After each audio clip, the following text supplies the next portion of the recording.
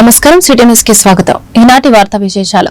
ESI సౌజన్యంతో Andhra Pradesh union of working journalist Vijayawada urban press club సంయుక్త నిర్వహణలో ప్రింట్ అండ్ ఎలక్ట్రానిక్స్ మీడియా జర్నలిస్టులు, నాన్ జర్నలిస్టులు కుటుంబ సభ్యులకు ఉచిత వైద్య శిబిరం విజయవాడ గాంధీనగర్ ప్రెస్ క్లబ్ లో ఏపీయూడబ్ల్యూజే విజయవాడ అధ్యక్షుడు చావా రవి, కార్యదర్శి దారం వెంకటేశ్వరరావు, విజయవాడ ప్రెస్ క్లబ్ అధ్యక్షులు కంచెల జయరాజ్, కార్యదర్శి దాసరి నాగరాజు ఏర్పాటు చేశారు. ఈ కార్యక్రమంలో విజయవాడ ప్రెస్ క్లబ్ సభ్యులు, మీడియా ప్రతినిధులు తదితరులు పాల్గొన్నారు.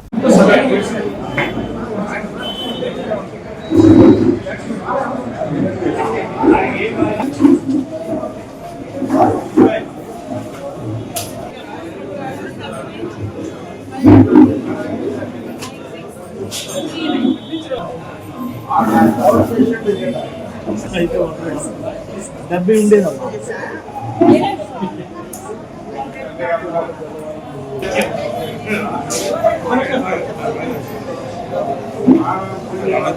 చెప్పాము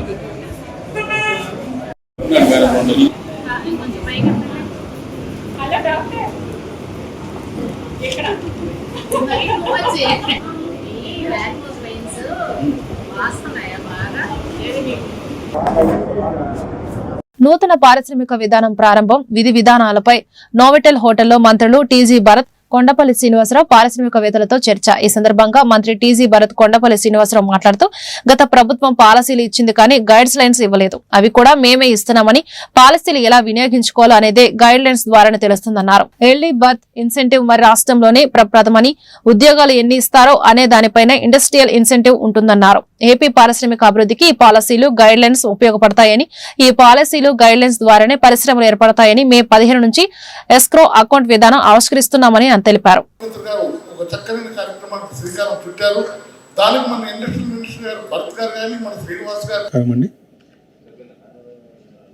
ఈరోజు ఇండస్ట్రియల్ పాలసీ, ఈ గైడ్ లైన్స్ అనేది మోస్ట్ ఇంపార్టెంట్. మీ అందరికీ తెలుసు, ప్రీవియస్ గవర్నమెంట్ లో పాలసీ ఇచ్చారనమాట, కొన్ని దానిలకి గైడ్ లైన్స్ ఇవ్వలేదు. అంటే కొత్త కార్ తెచ్చిపెట్టారు, దానికి కీస్ ఇవ్వలేదన్నమాట అప్పుడు ప్రీవియస్ గవర్నమెంట్. ఆ గైడ్ లైన్స్ కూడా మేమే ఇస్తున్నాం అన్నమాట. సో ఈ గైడ్ లైన్స్ నుంచి ద థింగ్ ఇస్, ఏమి ఎట్లా చేయాలా, ప్రొసీజర్ ఏముంది అనేది ఎవ్రీథింగ్ ఇన్ డీటెయిల్గా ఉంటుంది. ఇండస్ట్రియలిస్టులు పెట్టే వాళ్ళకి ఇప్పుడు మనము 30%, 20%, లేకపోతే 50%, 60% అని బ్రీఫ్గా చెప్పి వింటాం. బట్ దాని అప్లికబిలిటీ ఎట్లా, దాన్ని ఎట్లా బెనిఫిట్ తీసుకోవాలా అనేది ఆపరేషనల్ గైడ్ లైన్స్ అనమాట.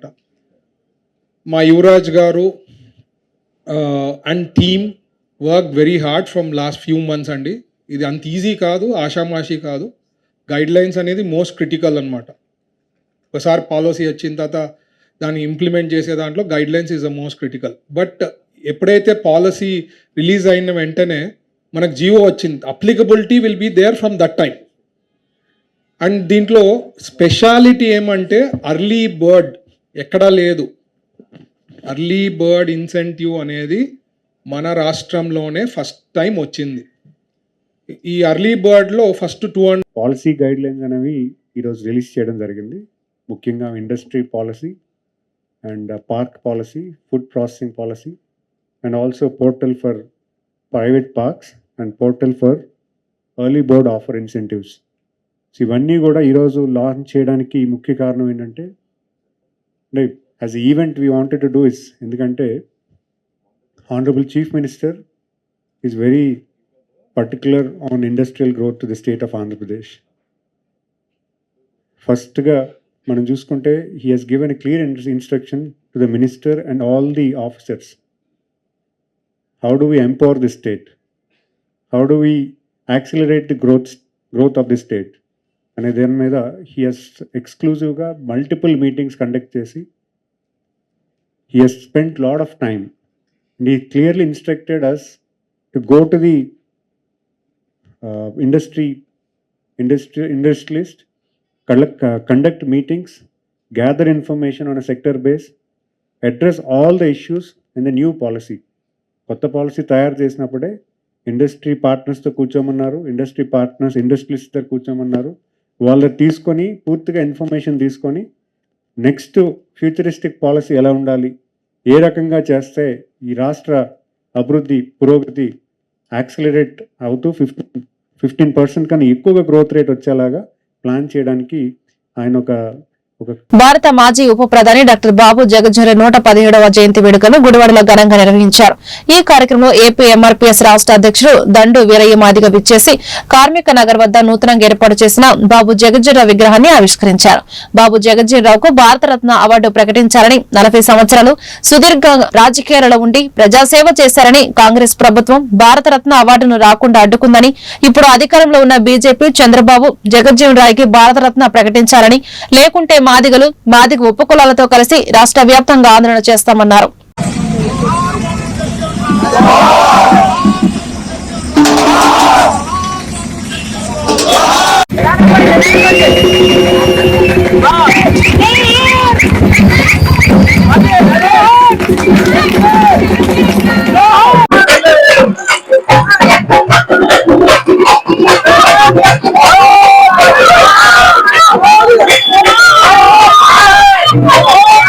కేంద్రంలో మంత్రిగా పనిచేశారు. ఈ దేశానికి ఉప ప్రధానిగా పనిచేసినటువంటి బాబు జగజ్జీవన్ గారికి భారతరత్న ఇవ్వాల్సిన అవసరం చాలా ఎంతైనా ఉంది. మరి ఎప్పుడో ఇవ్వాల్సింది. ఆనాడు కాంగ్రెస్ ప్రభుత్వం మరి చాలా రకాల అడ్డంకుల వల్ల మరి ఆయనకు భారతరత్న ఇవ్వకుండా ఆగిపోయింది. సరే, ఇప్పుడైనా బీజేపీ ప్రభుత్వమైనా పార్టీతో సంబంధం లేకుండా దేశానికి సేవ చేసిన వ్యక్తి ఈ దేశంలో ఎవరన్నా ఉన్నారంటే 40 సంవత్సరాల రాజకీయ జీవితంలో బాబు జగజ్జీవన్ రావు గారు కనపడతారా అని చెప్పిన విషయం అందరికి తెలియజేసుకుంటూ ఖచ్చితంగా వచ్చే ఏడాది కల్లా భారతరత్న ఇవ్వాలని చెప్పి ఏపీ ఎంఆర్పీఎస్ డిమాండ్ చేస్తుంది. అదేవిధంగా అన్ని రాజకీయ పార్టీలు, రాష్ట్ర ప్రభుత్వం కూడా ఈ విషయం మీద కేంద్ర ప్రభుత్వానికి మరి ముఖ్యమంత్రి ద్వారా ఒక నివేదిక పంపించాల్సిన అవసరం ఉంది. వచ్చే ఏడాదిలోగా భారతరత్న ప్రకటించకపోతే దేశవ్యాప్తంగా ఆందోళన కార్యక్రమాలకు మరి మాదిగలు అనేక ఈ విగ్రహానికి రూపకల్పన మొత్తం చేసింది ఈ వార్డులో ఉన్న కల్పాల రాజేష్, కోకూరి ప్రకాష్ వాళ్ళ ఆధ్వర్యంలో కల్పాల కిరణ్ అనే వాడిని తీసుకొని కొడాలాడిగా దగ్గరికి దానికి 70,000 ఇవ్వడం జరిగింది. ఆ విగ్రహ ఆవిష్కరణ కొరకు అనేక ప్రయత్నాలు చేశారు కాబట్టి అనేకమైన కారణాలు ఆగిపోయింది. ఇప్పటికైనా ఇక్కడ ఉన్న వైఎస్ఆర్సీపీ నాయకులు మరి ముఖ్యంగా దళిత బంధువులందరూ కలిసి ఆ విగ్రహం అంత ఉండడం మంచిది కాదు అని చెప్పి బాబు జగజ్జీవన్ గారి జయంతి రోజున ఈ కార్యక్రమాన్ని ప్రారంభోత్సవం వైఎస్ఆర్ పార్టీ నాయకులైనటువంటి కోకూరు ప్రకాష్, కలపాల రాజేష్, కలపాల కిరణ్, అదేవిధంగా మాలాంటి వాళ్ళ సంఘం దళితులందరూ ఏకతాటి మీద ఉంటారనేది ఈ కార్మినారంలో ఇక్కడ మీరు చూడొచ్చు. రెండు విగ్రహాలు ఇక్కడ అందరం కలిసి ఉంటాం. దళితులు మాలా మాదిగ అనే తారతమ్యం లేకుండా ఒక పక్కన అంబేద్కర్ గారు, ఒక పక్కన బాబు జగజ్జీవన్ గారి బొమ్మల విగ్రహాలు ఇక్కడ ఉంటాం. ఈ వార్డు చాలా కలిసికట్టుగా ఉంటారు దళితులు అనే దానికి ఇది ఒక నిదర్శనం. అదే విధంగా గుడివాడ నియోజకవర్గంలో ఎప్పటి నుంచో పోరాటం చేస్తున్నాం బాబు జగజ్జీవన్ రావు భవనం కోసం. వచ్చే సంవత్సరం మళ్ళీ జయంతి రోజు నాటికల్లా కంచర్ల సుధాకర్ మాదిగ ఆయన నేతృత్వంలో ముందుకెళ్లి ఎమ్మెల్యే గారిని కలిసి అవసరమైతే ముఖ్యమంత్రి గారిని. కృష్ణా జిల్లా గుడివాడ నెహ్రూ చౌక్ సెంటర్ లో భారతీయ జనతా పార్టీ జిల్లా అధ్యక్షులు గుత్తికొండ రాజబాబు ఆధ్వర్యంలో బాబు జగజ్జీవన్ రావు జయంతిని ఆయన చిత్రపటానికి పూలమాలతో ఘనంగా నివాళులర్పించారు. వారు మాట్లాడుతూ 1946 నుండి 1986 వరకు అనేక మంత్రి పదవులు నిర్వహించి పాకిస్తాన్ యుద్దంలో రక్షణ శాఖ మంత్రిగా ఉండి దేశాన్ని విజయపాదంలో నడిపించారని, అప్పట్లో కార్మికులకు 12 నుండి 15 గంటల పని సమయాన్ని 8 గంటలకు వర్తింపజేసిన ఘనత ఆయనకే దక్కుతుందన్నారు. ఈ కార్యక్రమంలో అర్జున్, అగడాల సతీష్, గుడివాడ ఎస్సీ సెల్ యువ మోర్చా నాయకులు వెంకటేష్ తదితరులు పాల్గొన్నారు.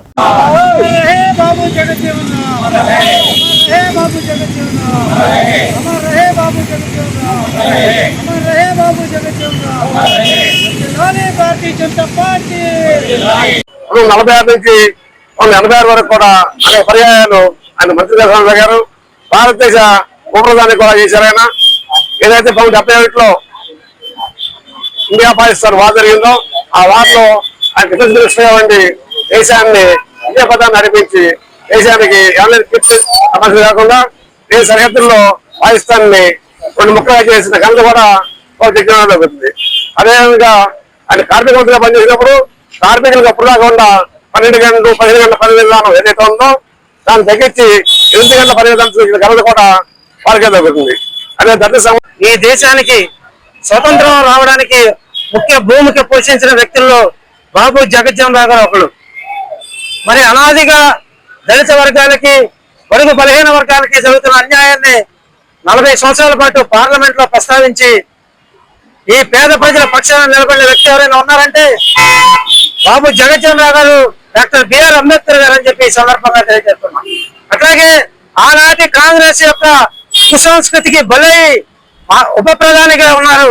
ఆయన ప్రధానమంత్రి కావాల్సిన వ్యక్తిని కాంగ్రెస్ పార్టీ వెన్నుపోటు పొడిచి ఉప ప్రధాని చేసిందని చెప్పి సందర్భంగా తెలియజేస్తున్నాం. ఇవాళ భారతీయ జనతా పార్టీ స్వాతంత్ర సమర యోధుడు బాబు జగజ్జీవన్ రావు గారు దళితుల కోసమే గాని ప్రతి ఒక్కర అట్టడుగు ఉన్న కులాల కోసం ఆయన ఎంతో కృషితో ఆయన వారిని ఎన్నంటుండి నడిపించి గొప్ప స్థాయికి ఈరోజు వారు సగర్వంగా వెళుతున్నారు అని అంటే అది కేవలం బాబు జగజ్జీవన్ రావు గారి వల్ల జరిగింది. ఆయన ఓటు హక్కును కల్పించి ఎన్నో గొప్ప పనులు చేసి ప్రతి ఒక్కరికి స్ఫూర్తిదాయిగా నిలబడి ప్రతి ఒక్కరూ మానవాళు సమాజం మొత్తం ఒకటే అని నిరూపించి, ఒకసారి మనం చరిత్రలో తీసుకుంటే మన దేశంలో ఉన్న కుల వ్యవస్థకి ఎదురీది మరి అణగారిన కులాలకి న్యాయం జరుగుతాకి పోరాడిన యోధాను యోధుల్లో మనం ఇద్దరిని అగ్రగణ్యులుగా మాట్లాడుకోవచ్చు. ఒకరు బాబు జగజ్జీవన్ రావు గారు అయితే రెండో వ్యక్తి డాక్టర్ బిఆర్ అంబేద్కర్ గారు.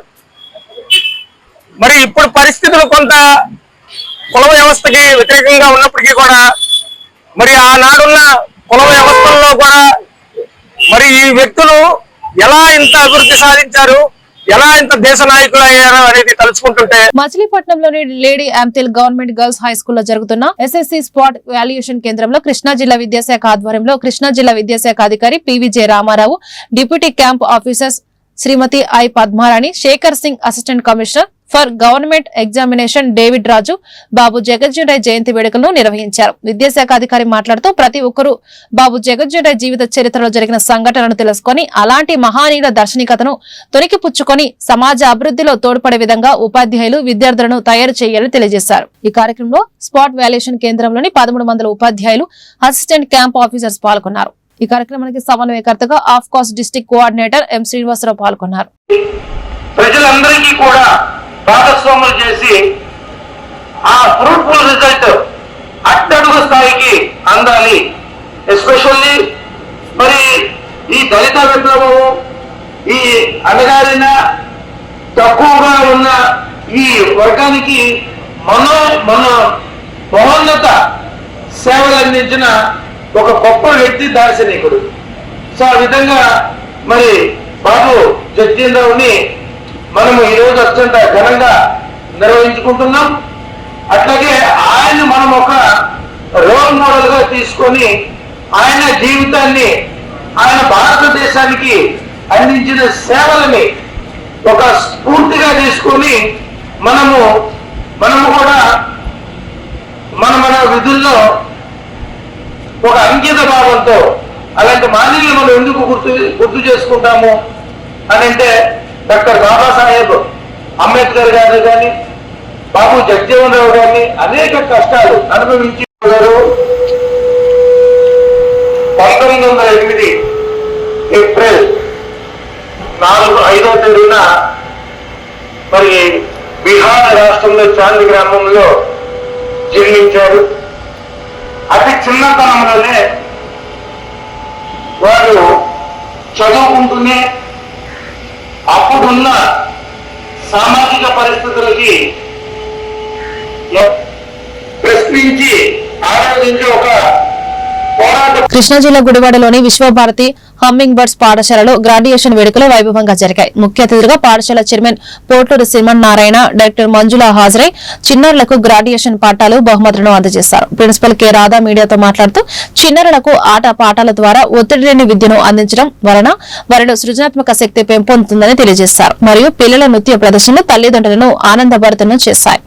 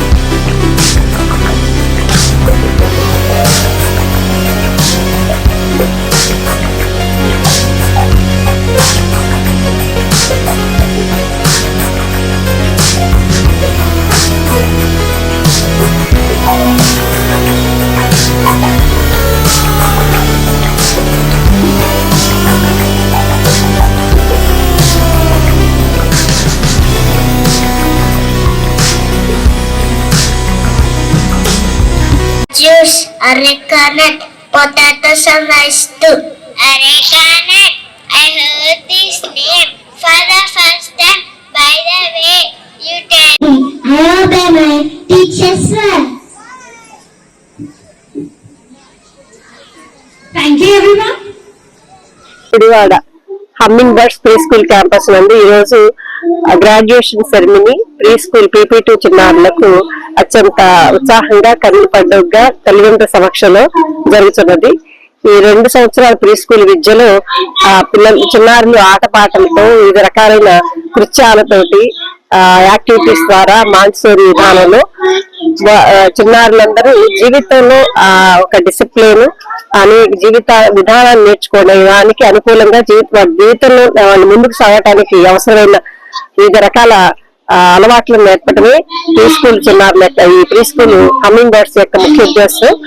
ఇక్కడ కేవలం చిన్నారులు స్వతంత్రంగా వ్యవహరించడం, భవిష్యత్తులో సమాజంలో ఇతరుల పట్ల గాని తల్లిదండ్రులతో కానీ అనేక రకాలుగా స్వతంత్రంగా వ్యవహరించే విధంగా ఆ పరిసరాలను గమనించటం, దాని నుంచి నేర్చుకోవటం, ప్రకృతికి దగ్గరగా చిన్నారులు విద్యను అభ్యసించటం ఉద్దేశంతో ఈ హమ్మింగ్ బర్డ్స్ ప్రీ స్కూల్ ప్రత్యేకంగా రూపుదిద్దడం జరిగింది. దీనిలో చిన్నారులు చాలా ఆనందంగా సంతోషంగా ఉదయం నుంచి సాయంత్రం వరకు వివిధ రకాల కార్యక్రమాల్లో ఆహ్వానిస్తూ దాన్ని నేర్చుకుంటూ ముందుకు సాగుతూ ఉంటారు. ఖచ్చితంగా ఈ విద్యార్థులందరూ 1వ తరగతికి వచ్చినప్పటికీ వాళ్ళు చాలా హాయిగా అక్షరాలు గాని ఈ లాంగ్వేజ్ ఆంగ్లం కానీ తెలుగు కానీ చాలా సులభతరంగా నేర్చుకోవడం విధంగా చిన్నాన్ని తీర్చిదిద్దడం జరిగింది. ఇది చాలా గర్వించదగ్గ విషయం. తల్లిదండ్రులు కూడా ఈ ప్రత్యేకించి ప్రీ స్కూల్ పట్ల చాలా కుతూహలంగా ఉత్సాహంగా ఉంటారు. ప్రతి కార్యక్రమంలోనూ తల్లిదండ్రులు పాల్గొంచుకోవడం జరుగుతుంది. తల్లిదండ్రులు కూడా భాగస్వామ్యం చేసే ఉద్దేశంతో ఈ కార్యక్రమాన్ని నిర్వహించడం జరిగింది. ప్రతి పండుగలు ప్రతి కార్యక్రమాన్ని తల్లిదండ్రుల సమక్షంలో జరపడం, దీనివల్ల చిన్నారుని కుటుంబంలో ఇంటి దగ్గర కూడా ఎలా వాళ్ళు తీర్చిదిద్దాలి, వాళ్ళు ఎలా స్వతంత్రంగా వ్యవహరించేటట్టు అలవర్చుకోవాలి, వివిధ రకాలైన పద్ధతులు తల్లిదండ్రులు దీని ద్వారా తెలియజేయడం ద్వారా తల్లిదండ్రులు కూడా ఇంటి దగ్గర తగు శ్రద్ధ తీసుకోవటం వల్ల చిన్నారులు చాలా కాన్ఫిడెన్స్ తోటి వాళ్ళు ముందుకు సామర్థ్యం పెరగటం మూలంగా ప్రతి చిన్నారిలోనూ ఆ సామర్థ్యం కనిపిస్తుంది, ఆ కాన్ఫిడెన్స్ కనిపిస్తుంది. దీని యొక్క ఉద్దేశంతో ఈ కార్యక్రమాన్ని నిర్వహించడం జరుగుతుంది. ప్రతి సంవత్సరం ఈ ప్రీ స్కూల్ స్నాతకోత్సవం జరుగుతుంది. ఈ వార్తలు ఇంతటితో సమాప్తం. నమస్కారం.